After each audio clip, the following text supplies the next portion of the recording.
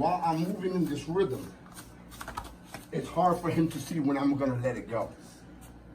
So it hences back to a lot of techniques. You got yourself going here, you kick low, you kick, you're there, knee. That rhythm is very important to understand. Without your rhythm, you're gonna see it.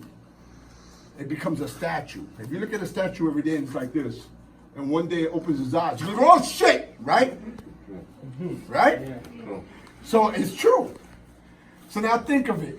If I'm here and I'm fighting like this, then I'm gonna do a switch kick. Here comes the freaking statue, right? It's gonna wake up.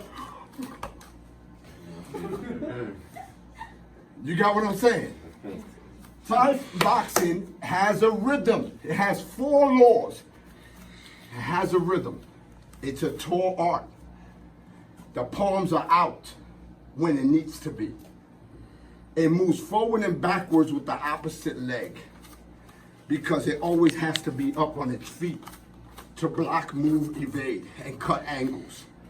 If you're doing this, that's not Thai boxing. Now there's a technique to push forward this way and a technique that pushes back this way, but this is how Thai boxers move.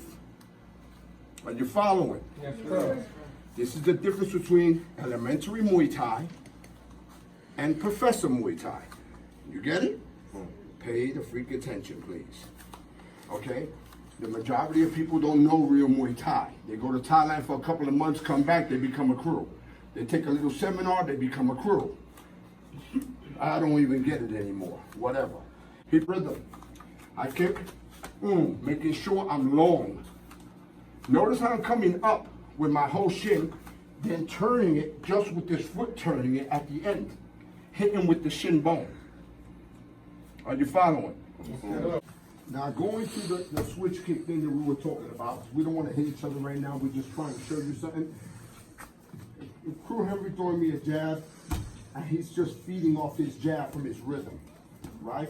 And he knows I'm going to antagonize and come in and stay where you're at. This is why he's here. This is his time to do that switch kick that way. Bang. I'm gonna put my hands here so you don't have to hurt yourself, switch places, show me something. All right? So in other words, this is his measuring stick. Here, here, here. If I feel he's coming in, whoosh, I'm going in. All right? So while he's here, he knows, whang. Why? Because it's a defensive move. You understand? So if I was to throw my straight right, he wants to get underneath here. This is where you want the kick. It's no longer just throwing the kick, you're looking for a reason. Are you following where I'm going? Yes, sir. Okay? Like in other words, if he throws me a straight cross, and he just goes and throws the cross and stands back in his stop, bang, and he's right there. I come in from the cross, whang, he wants inside. Okay? Make sure you stand up on your toe. I know you're not trying to hit me with it. Bang. Now he stays.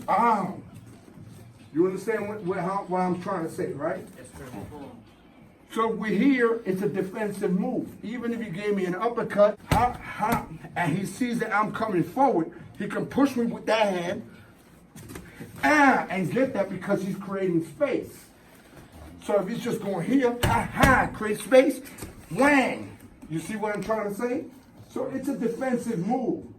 It don't always have to be off of a kick. It could be off of a punch. It even could be off of a knee. If he gives me a right hand, then he steps forward and gives me the lead knee. Boom. He feels my energy. It's a defensive technique. And it doesn't always have to be when he offenses. He can just stay here, see his long guard, got himself right in there. You got what I'm trying to tell you? So try not to come forward with the face. Try not to go ahead and run away with it. All of it right there, all day. He throws me the right hand, every time. If I'm coming here, I push, so I'm up, I'm trying to go in.